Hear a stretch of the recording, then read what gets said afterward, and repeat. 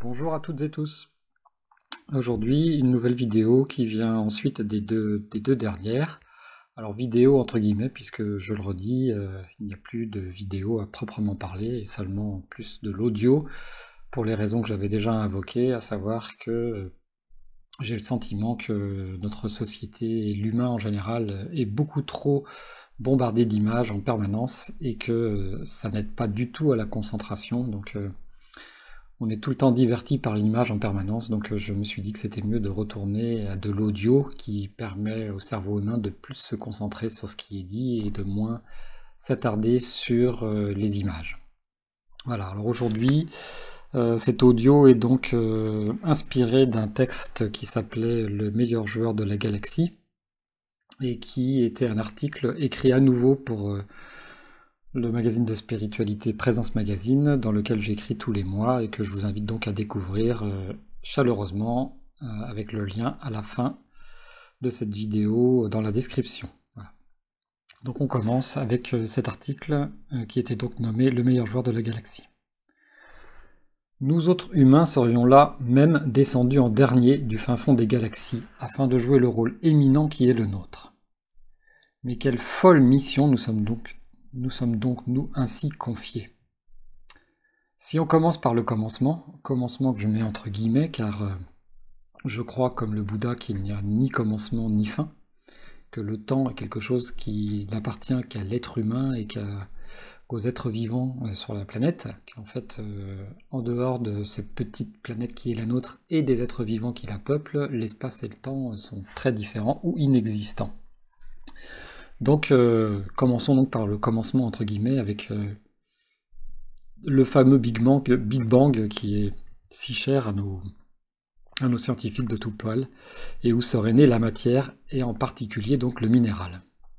Je dis en particulier le minéral parce que tout notre système solaire est éminemment construit sur du minéral dans la matière, tout en sachant que 1% seulement de notre système est matériel et que 99% est donc invisible et immatériel. Ça donne une idée de l'ampleur des énergies qui se jouent bien au-delà de notre simple petite matérialité. Donc le Big Bang aurait donc été la naissance de la matière et en particulier du minéral, et s'en serait suivi la création des planètes et du plus beau des joyaux de ce système solaire, notre mère la Terre. Voilà donc la récréation de ceux qui souhaitent expérimenter les plus basses fréquences, la planète Terre. Sur celle-ci, on patiemment mûrit, enfin, quand je dis patiemment, c'est plus que patiemment, parce que c'est quelques millions d'années tout de même, tous les fruits permettant cette dite expérimentation de l'être humain. On est donc parti du minéral pour aller jusqu'au végétal, du végétal à l'animal et de l'animal à l'humain. Il fallait, selon ma croyance, qui n'engage donc que moi, à chacun de ces stades évolutifs le temps de sa propre pleine maîtrise d'être-té. Parce que oui, je considère que les animaux, les végétaux et les minéraux ont aussi une être-té, et aussi une substance spirituelle qui fait qu'ils peuvent être dans leur être-té, et qu'ils ont aussi une capacité évolutive. Ainsi donc, dans ce schéma, nous serions les derniers débarqués, les derniers arrivés, afin de mettre en œuvre ce que j'appelais donc dans cet article la partie du meilleur joueur de la galaxie. Car il semblerait bien que point d'autre esprit que les nôtres ne s'aventure ici-bas, et si bas surtout dans les fréquences matérielles. Je me demandais donc si tout cela ne procédait pas tout justement du fait que ce jeu, JEU, le jeu qu'on joue, demeure juste celui de la spiritualisation de la matière. Vous le savez, c'est un de mes grands credos, nous sommes là pour spiritualiser la matière, nous sommes en tant qu'être humain, des ponts entre le céleste et le terrestre, c'est ce en quoi je crois. C'est donc là que s'est fait l'expérience à laquelle j'ai fait allusion dans les articles audio précédents que vous pouvez retrouver, et grâce à l'immense possibilité du libre arbitre, comme je l'expliquais dans la vidéo précédente, cela aurait permis de surimprimer de l'énergie mentale sur la virginale perfection de la vibration de l'amour initial. C'est donc ce que je disais dans la vidéo précédente et dans un article toujours pour ce fameux Présence Magazine qui se nomme Au postulat de l'âme et que je vous invite à nouveau à découvrir. Nous serions donc par conséquent ceux qui ont décidé d'incarner l'esprit avec un grand E, et de descendre mettre les mains dans la marmite de la matière, la marmite de la planète Terre. Cependant, le jeu aurait pris une toute autre tournure sitôt la chute du Jardin d'Éden accomplie. C'est là où se serait offert primordialement la jouissance absolue des 5 sens dans l'instant présent, l'ineffable paradis. En fait, le Jardin d'Éden, c'est ça, c'est l'expérimentation parfaite, c'est là qu'on est vraiment ce qu'on doit être dans cette incarnation, à savoir un pont entre le céleste et le terrestre. Et c'était ça le Jardin d'Éden à mes yeux, la jouissance absolue des 5 sens. Jouissance sans connotation forcément sexuelle évidemment, mais jouissance de tout. Jouissance de toucher, jouissance de goûter, jouissance de respirer, la jouissance à l'état pur en fait. Voilà. De notre côté, on ne va pas rentrer dans les jeux des religions et qui tentent encore de continuer à régler leurs problèmes sur les rôles de la culpabilité d'Ève plutôt que d'Adam. On voit bien que leur vision querelleuse n'ont semé que le désordre pour ne pas dire la désolation. Donc on va juste se contenter de constater que les religions ont créé ces grands débats et malheureusement toutes les catastrophes qui en ont découlé. Et comme on dit, le mal est fait et il vaut mieux qu'on se concentre éminemment sur notre rôle terrestre et rien d'autre.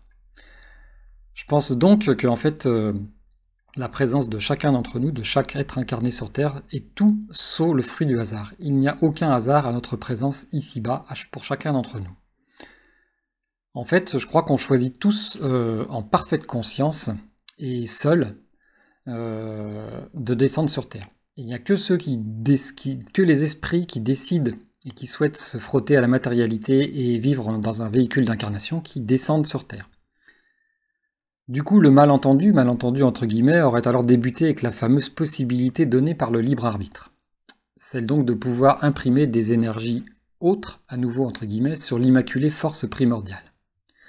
De la sorte d'incarnation en incarnation, nous aurions transporté avec nous nos surimpressions énergétiques, les surimpressions karmiques on va dire, sur la virginale lumière, l'essence avec un grand E. Passant de la sorte du karma individuel, on peut aussi réussir à voir des égrégores familiales, puis des égrégores de groupe, de nations et finalement planétaires. En fait, ça part de Caïn et Abel jusqu'à notre fichue mondialisation en quelque sorte. De fait, chaque nouvelle âme aurait décidé en conscience et en pleine conscience de venir faire l'expérience de la Terre, de tenter par ce biais l'apprentissage le plus difficile qui est celui de transcender la matière, ce qui est donc à mon sens l'apprentissage le plus difficile que l'on peut se donner à nous-mêmes que de venir transcender la matière ici sur Terre. Pris à notre propre jeu et étant surimprimé d'énergie basse sur notre énergie primordiale, nous sommes devenus aussi ceux qui ne veulent plus jouer au bout d'un moment. C'est-à-dire que on dit oui pour commencer la partie avec les règles du jeu qui nous sont proposées et montrées en se disant qu'on est les plus forts et que ça va bien se passer. Et puis finalement, une fois qu'on est dans la matière et que on se rend compte de la difficulté que représente le jeu demandé dans la Terre, la mission d'incarnation de chaque être, eh bien, on devient plutôt des mauvais joueurs, quoi. La partie nous semble d'un seul coup beaucoup trop difficile et l'inertie de la matière beaucoup trop lourde à soulever. Du coup, toutes les problématiques qu'on a pu créer karmiquement deviennent quasi inextricables, et ainsi de suite. Du coup, c'est de plus en plus difficile, et on finit par arriver à dire oui pour jouer, mais non pour perdre. Donc je veux bien aller faire le jeu de la mission d'incarnation, mais seulement si je gagne à tous les coups. Voilà donc ce qui serait devenu notre leitmotiv. Jouer oui, perdre non. Alors que sortir du grand tout, exister, passer en revue l'expérimentation puis recommencer, c'est ça qui nous est demandé. Et il faudrait que ça se passe en quelque sorte sans aucun pépin sur le chemin, malgré toutes nos hasardeuses expériences passées. Ainsi, du meilleur joueur de la galaxie, nous serions passés à de simples mauvais joueurs tout court. Voilà. C'est bien là qu'est le problème. De la sorte, ayant sciemment décidé de tenter l'individuation, c'est-à-dire de connaître toute l'expérience de la Terre dans un individu séparé du reste, séparé de façon en fait pas vraiment réelle, c'est l'impression que nous avons avec le petit ego et le mental ego qui donne l'impression d'une parfaite individuation, bien que d'une certaine façon, en effet, chacun fait son expérience terrestre et chacun a entre guillemets sa mission d'incarnation, mais sans sortir vraiment du grand tout. C'est une image qu'on entend souvent, c'est les gouttes d'eau dans la mer. L'océan n'est rien sans les gouttes d'eau ne sont rien sans l'océan. Pourtant, vous pouvez prendre une goutte d'eau de l'océan et vous voyez bien qu'elle est individuée, et en même temps, eh bien non, à l'intérieur de cette goutte d'eau, eh bien l'océan entier est, et vice-versa. Donc les deux sont intriqués, et c'est d'ailleurs assez intéressant de voir au jour d'aujourd'hui, avec tous les réseaux Internet et nos téléphones portables, nos smartphones, et tout Internet, à quel point finalement c'est ça qui se rejoue aussi, et c'est ça qui nous est montré dans cette interconnexion, c'est le fait que nous ne sommes pas séparés. Même si nous sommes deux individus, nous ne sommes pas réellement séparés. On aurait donc sciemment décidé de tenter cette individuation, et il faudrait continuer de s'incarner encore et encore, mais en fait alourdi de nos casseroles accumulées par la création de karma. Rendu à ce stade, j'ai cru deviner qu'il n'était point besoin d'un jugement dernier, d'enfer ou de purgatoire, mais juste en fait d'assumer le jeu d'action-réaction. La révélation de la nature, de l'ultime nature de l'esprit serait un passage obligé pour chacun. Or, plus nous serions éloignés du lumineux état au moment du passage, et plus la désillusion serait cruelle. Là, point de nécessité d'un grand et dernier jugement. L'âme, entre guillemets, ainsi libérée de toutes ses contingences matérielles et des concepts qui y affairaient, ne pouvait que se rendre à l'évidence. L'âme se rend compte à ce moment-là de l'absurdité de ses actes qui lui sautent aux yeux. Le jugement deviendrait automatique et immédiat, ne requérant absolument point l'intervention de quelque puissance extérieure que ce soit. Ultime, sincère et incontournable face à face avec cette simplicité que l'on aurait dû chercher et vouloir faire sienne en incarnation. Au creux de ce miroir sans échappatoire, l'autosanction, entre guillemets, se délivrerait seule. La conscience se retrouverait dès lors esseulée, dépouillée et sans issue de secours possible. De s'y souscrire, impossible. Découvrir notre visage défiguré de nos égocentrismes, nos mensonges ou nos autres traîtrises, nous y serions alors obligés. Au bon rôle de les avoir si bien ignorés ou camouflés durant notre existence, rien n'y ferait plus. Il se tiendrait implacablement droit. C'était peut-être cela l'après du trépas. De la sorte s'expliquerait l'incroyable sérénité commune aux sages et aux saints, qui, lors de l'approche certaine de la mort, au plus près de ce que leur capacité spirituelle leur avait donné au tout, ils s'engageraient sereinement vers la libération. Ils pourraient même s'offrir une béatitude certaine, car ils se savaient en route pour ce qu'ils avaient déjà presque touché du doigt, la félicité. Ça, c'est un petit extrait de mon livre « Les maladies du bien » en page 419. Je vous mettrai le lien du livre aussi dans la description. Donc si tout un chacun prétend intrinsèquement à la sainteté, c'est ce que je crois, c'est que nous avons tous la lumière de la sainteté entre nous, eh bien en attendant d'y toucher, il faut bien assumer nos choix d'être créateurs et libres. Et suite à ce passage, entre guillemets, de la mort, ce fameux passage que les bouddhistes mahayanistes appellent le bardo, eh bien le choix d'incarnation ne peut absolument pas tenir ni du hasard, ni de la malchance, ou de quoi que ce soit d'ailleurs. Pour aller encore plus loin, on pourrait dire que la chimérique construction d'une âme, entre guillemets, individuée, va donc reprendre naissance non seulement dans la famille la plus adaptée que possible, mais pas seulement dans la famille la plus adaptée. Cette âme, entre guillemets, elle prendrait aussi pour père et mère le meilleur mélange alchimique et le plus adéquat à ses propres problématiques karmiques. Et ainsi, on s'incarnerait dans le lieu le plus propice, pays, religion dominante, us et coutumes. Rien ne serait le fruit du hasard. Absolument rien ne serait le fruit du hasard. Tout est en fait sciemment fait et sciemment choisi par rapport au choix passé et donc au poids karmique. C'est aussi simple en fait que le fait de prendre un caillou, de le jeter dans une direction bien précise et avec une énergie particulière et mesurée. Non seulement ce caillou il va retomber en subissant les inviolables lois terrestres de l'attraction, mais il va tomber exactement dans la direction dans laquelle vous l'aurez lancé et à la distance parfaite de la force qui lui aura été appliquée. À cela, eh bien, il n'y a pas de magie, pas de mystère, pas d'intervention divine ou maléfique. Non, il n'y a rien de tout ça. Uniquement le résultat de choix engagés par le Créateur incarné que nous sommes, qui doit prendre conscience qu'il doit être responsable de ses actes. Autant dire qu'avec cela, on comprend tout de suite la fameuse phrase qu'on retrouve souvent en spiritualité du « tout est parfait » et qu'il faut voir dans chaque instant la perfection de la création dans sa globalité. Et plus vite on mesure combien chaque acte et même chaque pensée, parce qu'on parle tout le temps des actes mais pas des pensées, et même chaque pensée n'est surtout pas anodine. Pas plus d'ailleurs qu'elle n'est dénuée d'un nécessaire et incontournable résultat. À chaque pensée, à chaque action, il y a une conséquence.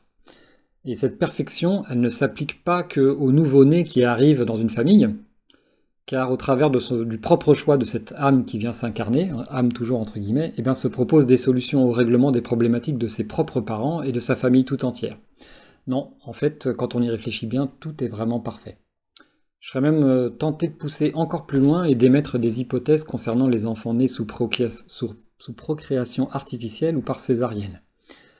Il en serait ainsi des esprits peu enclins à venir s'incarner, à incarner des karmas accumulés et très difficiles à porter. Du coup, ils ne seraient pas très enclins à venir, mais il le faut puisqu'ils ont déjà été incarnés et qu'ils ont surimprimé une énergie karmique sur l'énergie virginale de la création, et donc du coup, il faut venir épurer ce karma, et donc on est obligé de se réincarner nécessairement pour pouvoir purifier ce karma. C'est ce que je crois, après c'est évolutif, y compris dans ma propre croyance, mais à l'instant T, c'est ce en quoi je crois.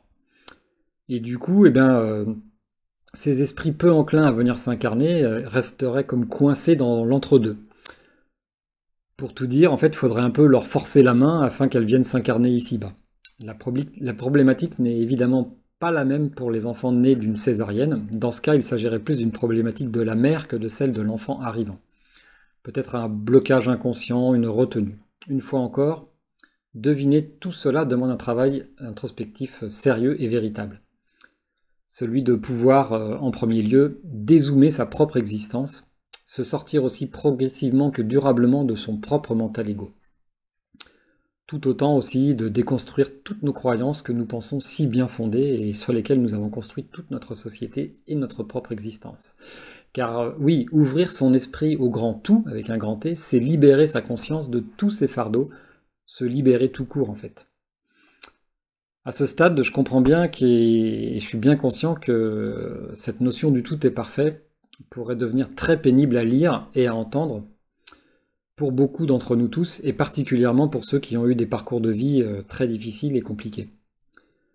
Pourtant, je crois qu'à la sortie de l'adolescence et devenu adulte, responsable et conscient justement de tout le jeu qui se joue, eh ben, il nous faut faire preuve de résilience et s'accorder le droit de transcender l'ensemble de nos épreuves. Donc pour cela, eh bien, c'est des articles qu'on a déjà abordés ou qu'on peut retrouver sur le blog concernant le fameux enfant intérieur et le fait que, eh bien, il faut savoir prendre du recul sur sa propre existence et accepter les épreuves qui nous sont présentées comme autant de chances eh bien, de grandir encore plus et de vouloir s'en sortir. Voilà. Il faut donc, par le biais de la résilience, s'accorder le droit de transcender l'ensemble de nos épreuves. Parce que en fait, des milliers d'années d'accumulation de strates de peur et de désamour de nous-mêmes nous ont conduits là où chacun d'entre nous se trouve en cet instant précis. Il nous faut, en premier lieu, donc briser la tendance à descendre toujours plus bas dans des fréquences sombres. Pour cela, première chose ultra importante et indispensable, la prise de conscience. Il faut prendre conscience de notre situation, de là où on en est, et sortir de la victimisation, apprendre à se pardonner soi-même, à s'aimer soi-même, et par ricochet, du coup, pardonner aux autres et apprendre à aimer les autres. Si vous n'êtes pas capable de vous aimer vous-même et de vous pardonner à vous-même, comment pourriez-vous le faire pour les autres? Ça paraît quasiment impossible et d'une logique implacable. Ensuite, une fois qu'on a fait cette prise de conscience, eh bien, c'est à chacun d'entre nous d'actionner l'effet de balancier et de reprendre le contrôle progressif de soi-même et de tourner les yeux vers le grand soi, le soi avec un grand S. C'est alors que se lance un travail d'archéologie personnelle. C'est à vous d'aller prendre le petit pinceau, le petit maillet et d'aller fouiller votre propre histoire aussi loin que vous puissiez la remonter et évidemment sans jamais se mentir à soi-même et tricher. Autrement, ça n'a aucun sens et c'est antiproductif. Voilà. Donc on sort les outils qu'on a à sa portée au défrichement de soi-même. Et puis on identifie une à une toutes les strates qu'on a empilées les unes sur les autres. Toutes ces strates d'ailleurs de karma, puisque c'est comme ça qu'on l'appelle, sont toujours le fruit de nos choix passés dans cette vie-ci et dans celle d'avant. Et à chaque stade de dépollution des lieux, eh ben, se présentent des difficultés karmiques précédemment déposées. Donc plus vous allez réussir à dépolluer votre mental et plus vous allez aller au cœur de vos problématiques et découvrir eh bien, le karma que vous avez constitué dans cette vie et dans celle d'avant de façon automatique et souvent inconsciente. D'où la nécessité de cette fameuse prise de conscience. Il faut bien voir que toutes ces strates karmiques, elles ne sont pas du tout des malédictions, mais simplement le résultat de nos propres choix. Parfois, c'est tellement enfoui en nous-mêmes et tellement lointain que cela nous semble juste aussi impossible qu'injuste. Pourtant, c'est ainsi. Extirpé de notre propre joli rôle de victime expiatoire, on peut reprendre la main sur le mauvais jeu auquel on s'est délibérément prêté. En fait, commencer à, comme on a dit, à faire actionner un mouvement de balancier et mettre en place une tendance inversée. Cela nous permet de déblayer tous les gravats de nos anciens états et de polir le diamant que nous sommes absolument tous, sans aucune exception. Car en fait, si on y réfléchit bien, un saint ou un éveillé, c'est juste celui qui a fini de se polir et de se rendre à sa véritable nature. C'est ce en quoi je crois. Du coup, il brille de mille feux de ce que nous sommes tous, sans erreur possible, des êtres de lumière. Alors, je ne crois pas qu'on ait de plus merveilleuse chance à s'offrir à soi-même que de décider de nous élever, de retourner vers le haut, d'arrêter de descendre dans des fréquences toujours plus basses, et de remonter. Et remonter, c'est exactement comme vous faites de la plongée sous-marine. Si vous descendez toujours plus bas, il y a toujours plus de pression et vous allez de plus en plus dans les ténèbres. Et suivant nos choix d'incarnation passés et suivant nos propres choix là, à chaque instant, y compris maintenant quand vous êtes en train d'écouter ça, vous décidez soit de continuer à descendre encore plus bas et encore plus, de vous mettre encore plus la pression et de descendre encore plus dans les ténèbres, ou alors vous vous dites, oh là là là, c'est un trou sans fin, c'est une abysse, la pression devient beaucoup trop importante, les ténèbres beaucoup trop sombres, beaucoup trop noires, donc j'arrête, je prends conscience de la situation, je regarde vers le haut et je mets un coup de palme pour remonter. Ça, c'est ce qui est le travail primaire obligatoire à faire pour chacun d'entre nous. Et quand ce travail se fait et qu'on décide donc d'arrêter de descendre encore plus profond et de remonter, de mettre un coup de palme pour remonter vers la surface, là, il faut se rendre compte de la distance qu'il y a entre le plongeur que vous êtes et la surface dite où la lumière est.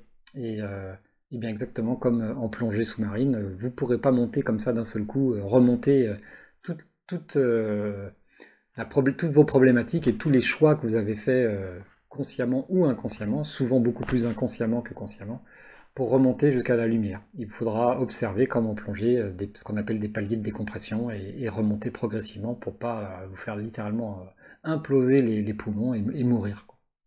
Voilà. C'est ce que je voyais au travers de cet article. Et voilà, très clairement, je crois que c'est la plus merveilleuse chance qu'on peut s'offrir que celle de remonter des fréquences basses dans lesquelles nous sommes descendus. Il a fallu d'une certaine façon beaucoup de courage pour descendre aussi bas que nous sommes descendus aujourd'hui. Il faut voir à quel niveau de bassesse on est capable de descendre. Alors il y a ceux qui ont besoin d'aller vraiment jusqu'au fond et comme dit l'expression, de toucher le fond de la piscine pour pouvoir mettre un coup de pied et remonter. Il y en a d'autres qui comprennent avant et qui descendent un peu moins profond, et puis d'autres qui descendent pas profond du tout et qui retournent à la surface et voient la luminosité de leurs propres conditions, la luminosité et la lumière de l'esprit. Voilà, et cette luminosité, c'est celle qu'on mérite tous, c'est celle de l'amour et de la bonté dont nous sommes tous initialement enfantés sans aucune condition requise. Nous sommes tous des êtres de lumière. Nous avons tous à l'intérieur la flamme de la sainteté, de la bonté, de l'amour, de la compassion.